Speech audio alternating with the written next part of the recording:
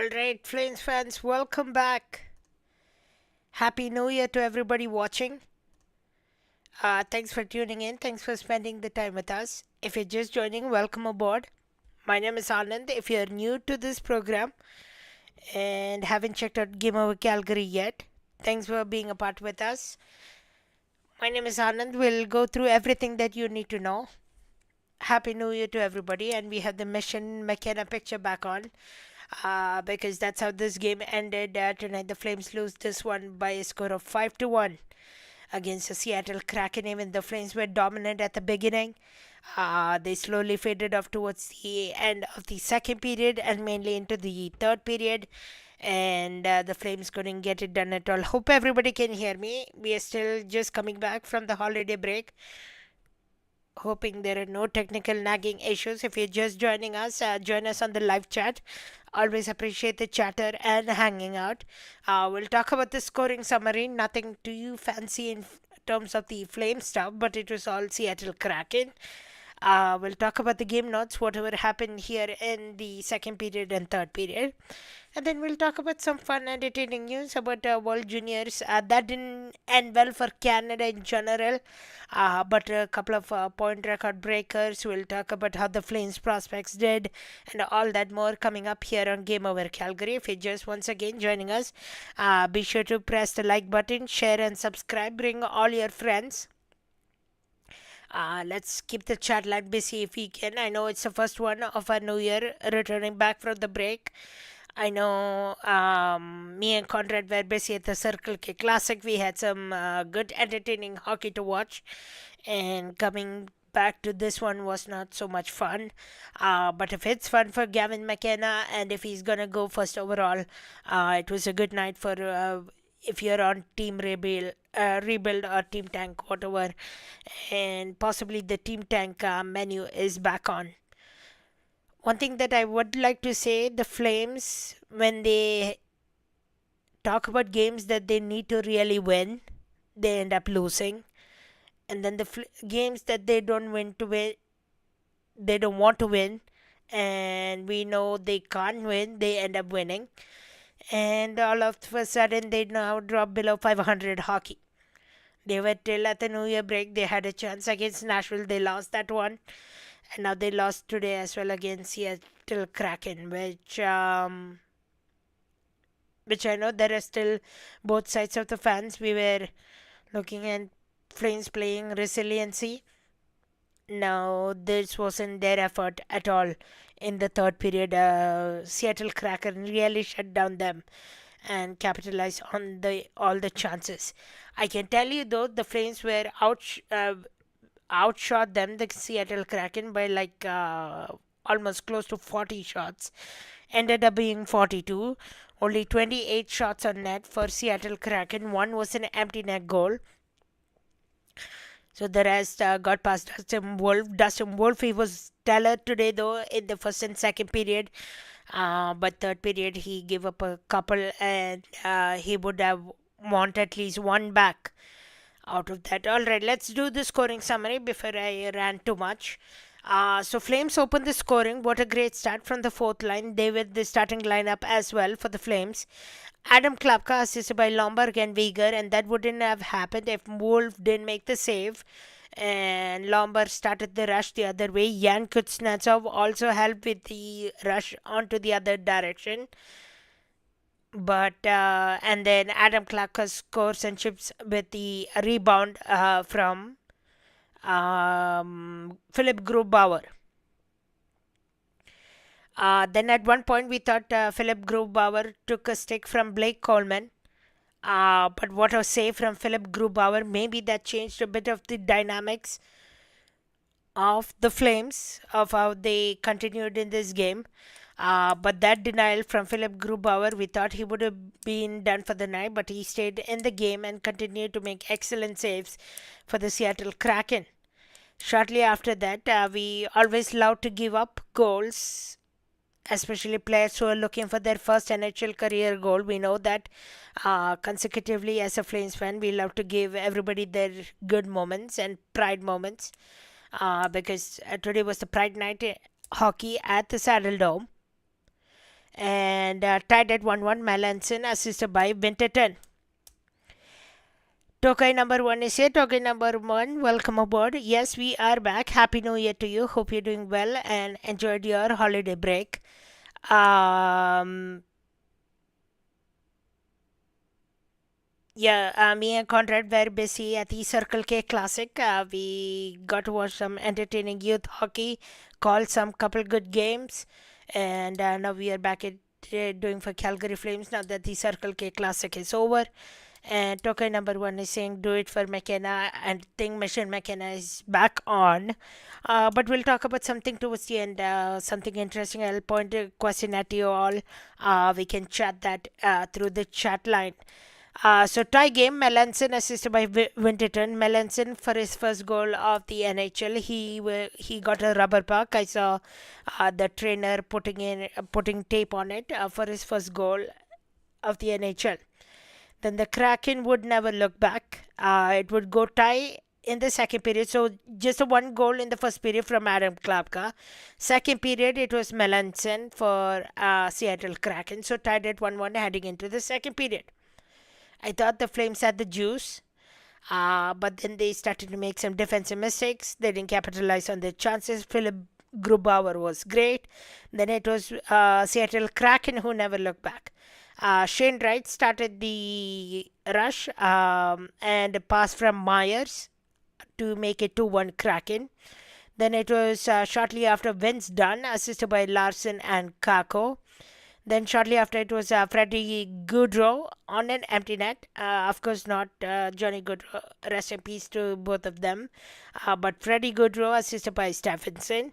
And then 5-1 for Kraken Beniers and assisted by McCann. Towards the end, even though after Wolf was pulled with more than 4 minutes, the Flames couldn't do it. And I told it would have been a wrong decision to maybe pull that early, just because the Flames don't have the scoring power. They died with the scoring power. They couldn't get it done against Nashville either. So ended up being 5-1 for the Seattle Kraken. That's how we end this game. I know Conrad was at the game watching. Conrad, I know you are on Team Rebuild, Team Tank, so I know this game was good in that favor. But again, on a night where the Flames were celebrating something, maybe wanted to win, and how the good hockey. Now they have a road trip coming up, a 5-game road trip. We'll talk about that in just moments' time. Did they want to close it off on a good note? Maybe, perhaps. Maybe rejuvenating from the Nashville game. But I can tell you, Backlund, Coleman, that two forwards continue to be excellent for the Flames. Adam Klapka was really great tonight. But the rest have really faded off as of late. We haven't seen much from Nazim Kadri. We haven't, Sharon Govich has died down a bit. Frost we haven't seen from a while. Farabee, I know he gets into the fights and hits in here and there.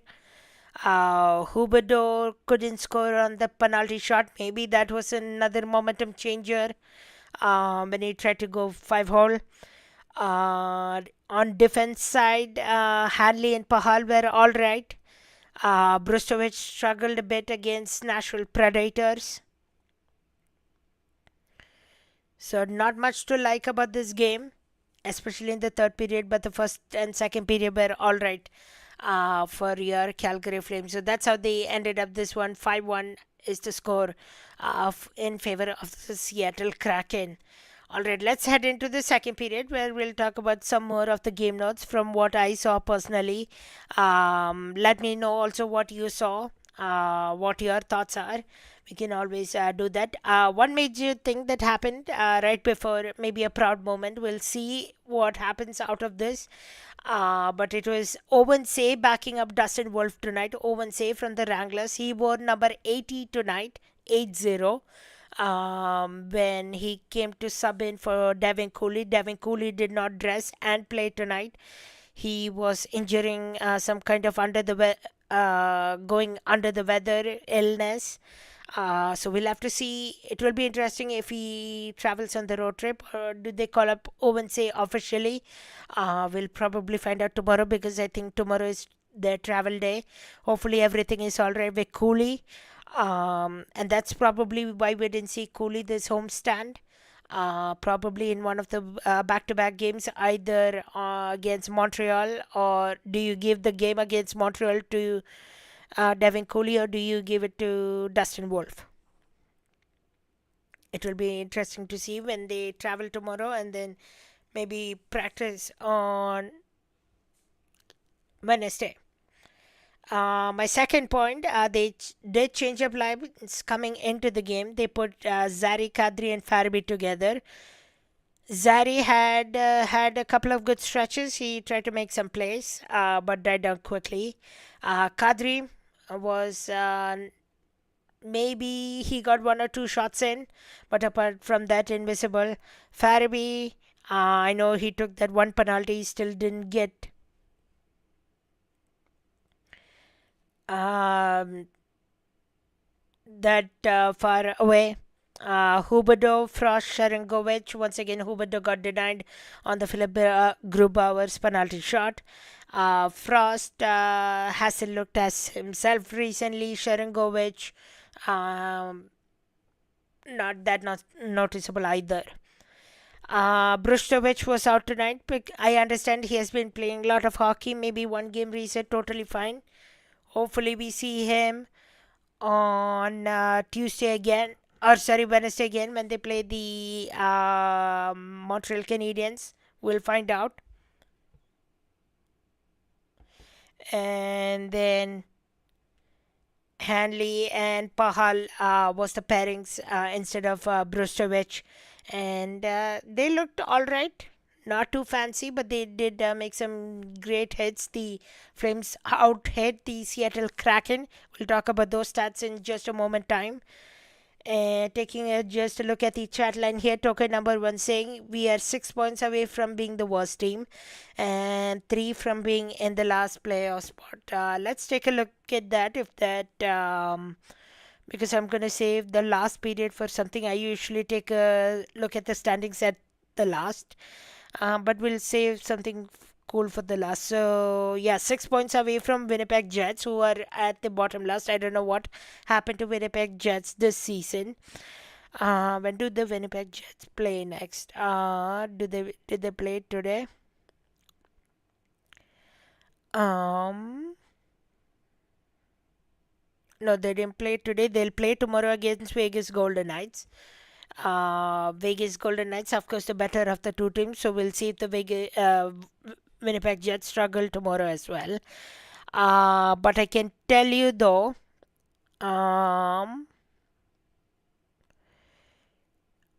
3 points out of the last wildcard spot. Now it will be 5 though, because LA is right now up 2-0 against the Minnesota Wild. So if LA holds up, it will be the LA Kings with 45, Anaheim Ducks with 45, and Seattle Kraken with 45.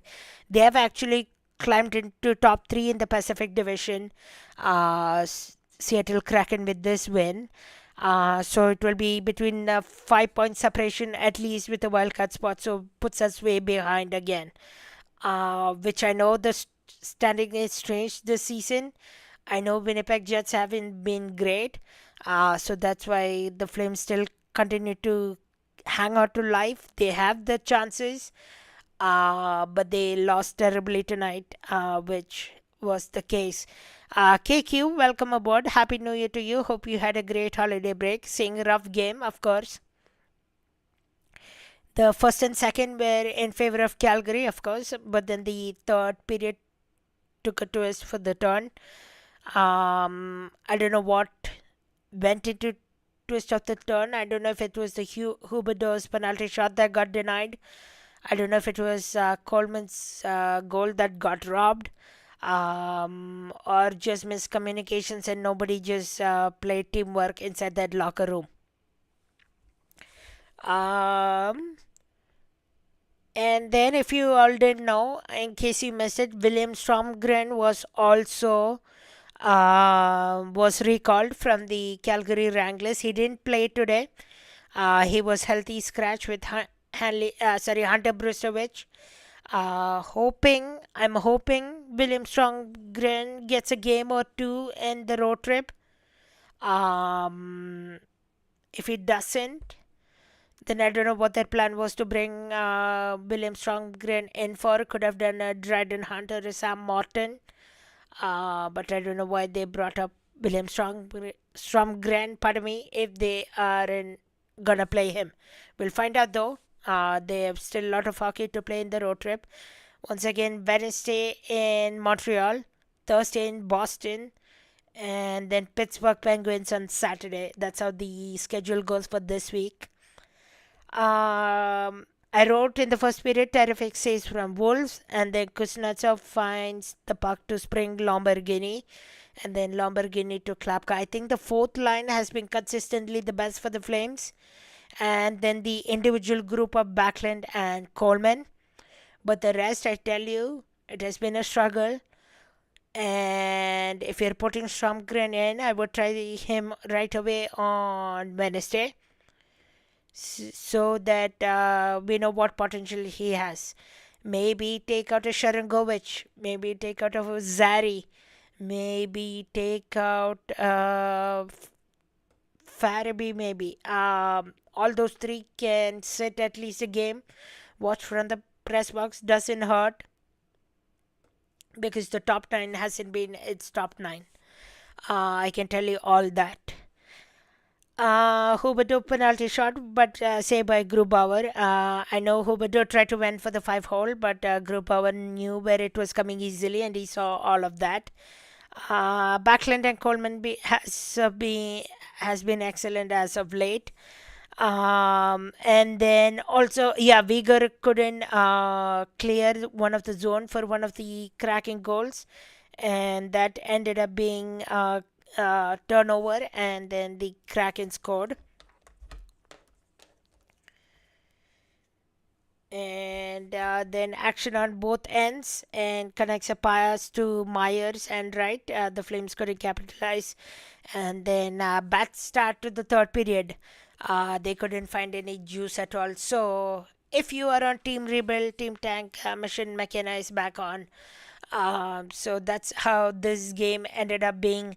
We'll see if there are any more shuffles coming up on Wednesday when they take on the Montreal Canadiens. I'm hoping so. At least put a William Stromgren in.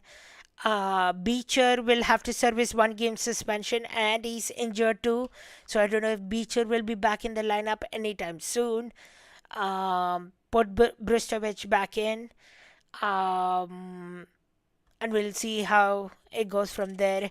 Of course, I'm hoping the Flames go maybe 2 out of 4 in this road trip, or maybe 1 out of 4. We'll see.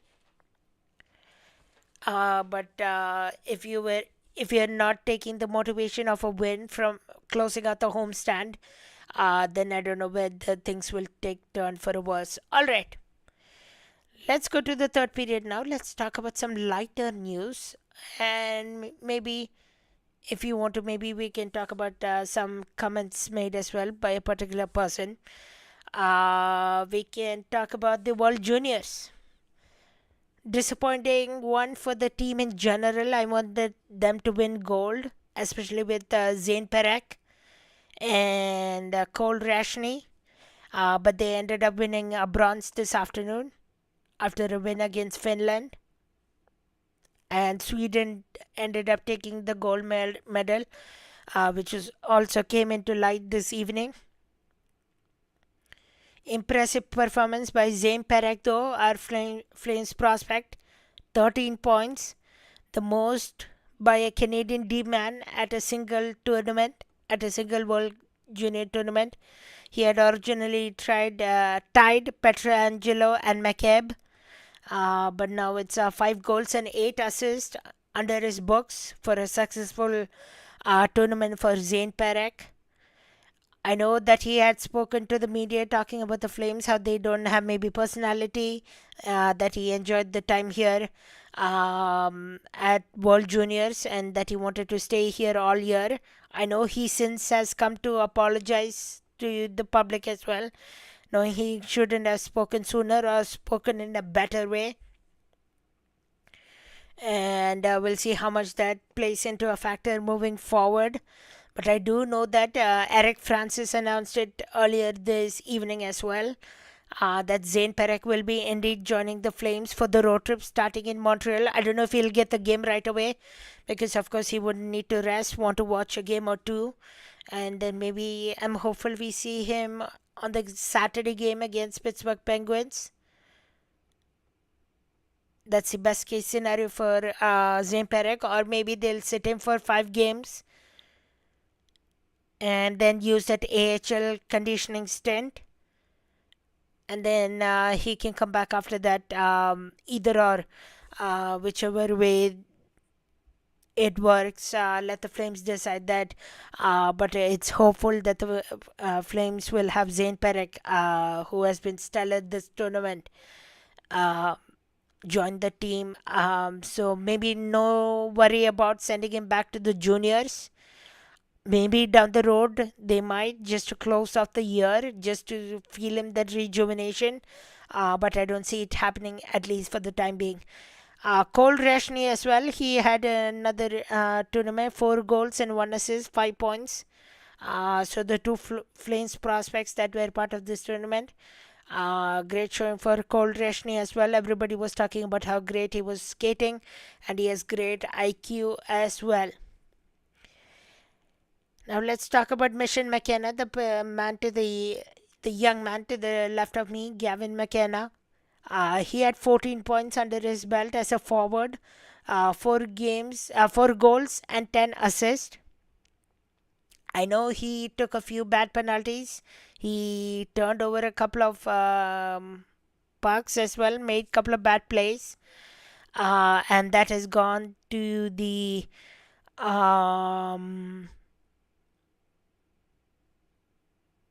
many are thinking if he'll go first overall. They're thinking Ivan Stenberg, and maybe even what you call Keaton Verhoff. Those are the top three in mind. They don't know if McKenna will happen that way, but we'll see. I don't think McKenna will drop off that bad. Just because he just had a bad World Juniors, everything should be taken into consideration, in my opinion. And we'll see how that ends up being. It will be a curious follow to watch. It depends now if McKenna goes back to NCAA, or do they send him back to World? I've heard rumors about sending him back to, I believe, Medicine Hat Tigers. We'll see if that's the case. But we'll find out. Okay, Tokai number one. Let's because it's on the topic, relevant topic. Who do we want in this year's draft? I am Team McKenna. Yeah, I'm also Team McKenna too. He has had a strong tournament. I would like to see a line of McKenna, Rashni, Coronato someday in the Flames. That would be really good. And Tokai number one saying McKenna looked good playing with Zane Perek. I think, didn't they have one game where I don't know, I'll have to go back and check, but I don't know if it's a pre-exhibition or during the round robin games that we had for the Flames. Okay, it was Zane Perek assisted by Gavin McKenna, assisted by Cole Rashny. So definitely they had the chemistry. So maybe if the forward group would be McKenna, Cole Rashny, Coronato. On the defense with Zane Perek on the ice, that would really manifest me, and I'm manifesting that now. Maybe Gavin McKenna is destined for the Flames. I'm not gonna jinx anything because I know I'm a broadcaster myself. I've done the commentator's curse all the while long. But I'm gonna manifest myself for Gavin McKenna. because the Flames need it. We know that the Flames need it, especially after today's performance. We know how Connor Bedard, we know Macklin Celebrini, we know Nathan McKinnon have run the Flames all time through long, and you need one top allied pick. And I mean, I would say the Flames must pick the best player available on the board. I don't know if the Flames will get top one directly as of right now, especially now we talked about Winnipeg Jets. Uh, Above them, just above them is Vancouver Canucks, and then above is us, is the Calgary Flames. So at least we have a top three pick guaranteed right now. But I don't know if we are worse than Vancouver Canucks and Winnipeg Jets. Vancouver Canucks are slowly catching up. And I believe Vancouver Canucks and Buffalo Sabres are taking on each other tomorrow. Buffalo Sabres have worked them up to 46, so praying for a Vancouver Canucks win tomorrow.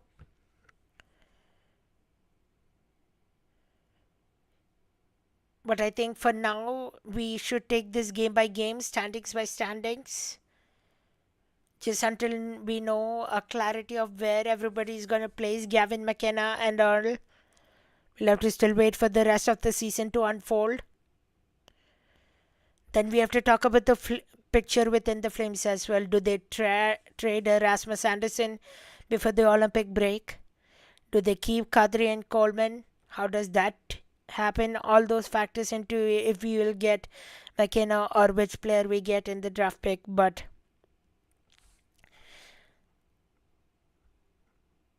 we thought the Flames found themselves back in a good spot. Maybe the playoffs, like many were wondering if the Flames will come back to a playoff spot. They almost did right before this New Year break and the holiday break. Then they clawed back to right at 500. And then they dropped now 2 against Nashville and Seattle, which could have been 4-pointer games and could have found themselves inside the wildcard spot, which would have been remarkable how the season started. Now let's take a look at the Flames schedule. I know I touched about it a bit already, but the Flames are in Montreal on Wednesday. We'll see if it's Dustin Wolf or Devin Cooley who starts on that one. We'll see if even Devin Cooley is good to go. Depending on how severe his under the weather situation was. And then they have a back-to-back in Boston against the Boston Bruins. And then on Saturday they played the Pittsburgh Penguins for an afternoon 1:30 p.m. game. We know how these afternoon games goes for them. And then the Flames play, I believe. I know they have one more game to close out the road trip. So it's Canadiens, Bruins, Penguins, and the Blue Jackets on Tuesday, January 13th. So a bit of a break between the Penguins and the Blue Jackets. And then, of course, the Blackhawks come in town on Thursday. No, sorry. That's also a road trip game, pardon me. So it's a 6-game road trip. 1, 2, 3, 4. No, 5. So Canadiens, Boston Bruins, Penguins, Blue Jackets, and Blackhawks. And then they come back home on January 17th for a 1 p.m. game against the New York Islanders. So a bit of tough teams, I would say Blackhawks. If Bedard is back and healthy by that time, we'll see Bedard in action. Canadians have been the hottest Eastern team, so we are in for a ride there. Boston Bruins, they did we win against Boston Bruins? Yeah, we won in overtime 2-1 against Boston Bruins. So it will be a low even game, but or maybe the script will change for this one. And then it's Pittsburgh Penguins. Of course, Sidney Crosby. That would be a fun watch. And then it would be the Blue Jackets and the Blackhawks. And we still have to yet face Colorado Avalanche this season. When do we face them? Let's see. Avalanche.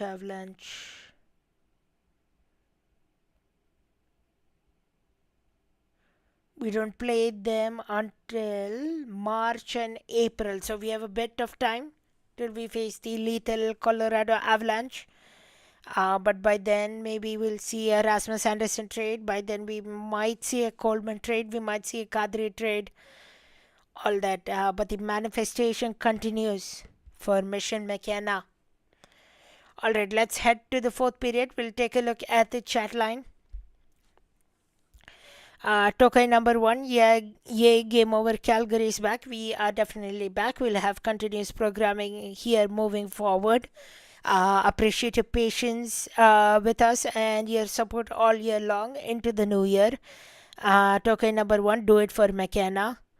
We are 6 points from being the worst team and 3 points from being in the last playoff spot. We'll find out if it's 3 or now soon 5 maybe, depending on the LA Kings. KQ saying rough game and Happy New Year. And token number 1, who do we want in this year's draft? I say the best player on the board, get it. But Gavin McKenna is the dream prize for all the Flames fans. And then McKenna looked good playing with Zane this tournament. Of course, I'm manifesting